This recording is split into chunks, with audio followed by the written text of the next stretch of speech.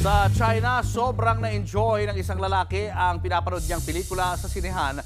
Kaya ang ending, nabilaukan siya sa kakatawa. Maubo-ubo na ang lalaki nang makunan sa CCTV. Maya-maya ay may pilit siyang dinudukot sa kanyang lalamunan. Yun pala ay nabilaukan na ang lalaki ng kinakain niyang popcorn. Agad namang sumaklolo ang katabi niya. Para maalis ang nakabara sa lalamunan ng lalaki, gumamit ng Heimlich maneuver technique ang rumesponde o yung abdominal thrust. Imbis sa pelikula ay nagtayuan ng mga tao roon para panuorin ang aktwal na pag-rescue sa lalaki. Sa huli, happy ending naman ang palabas, pati ang nailigtas na nabilaukan. Mga kapatid, Lucy Cruz Valdez po, maging maalam at may pakialam sa mga napapanahong balita sa bansa.